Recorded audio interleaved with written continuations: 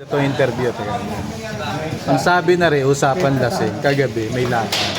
Pero titingnan natin kung talagang may laban. Pare, kala ko may laban ka ngayon. Oo nga inaasahan ko. Oh. Pinakwento ko nga doon sa inuman namin kagabi. Oh. Na ako'y may laban. Oh. Nang-imbita pa ako. Oh. Nangyari. Ganito nangyari. Nag-aamo kanina sa bilyaran. Oh.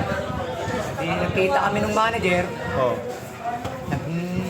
Ano pa nga kami ng manager ko eh. Na practice pa kami. Buha, maganda yan. Talagang laban na laban yan. Oo.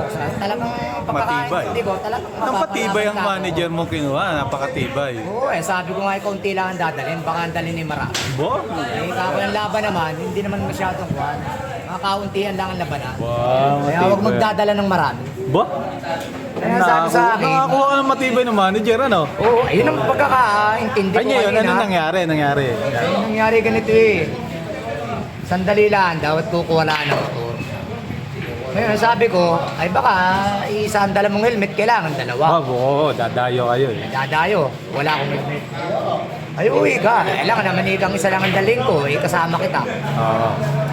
Ay, madaling sabi, umalis na, nagpaalam pa eh. Oo, dahil Nagpaalam yung pa. motor, dadayo na kayo. Oo. Pare, ako kaya no, kukuha ang motor. Ako sa sige. Ay, huwag mong dadamayan ang dala, konti lang. Ay, isipin mo hanggang ngayon hindi pa nadating. Hanggang ngayon. Hanggang ngayon, wala pa. Ano? Ang galing ng manager mo ngayon. At talagang napakalupi, ang galing.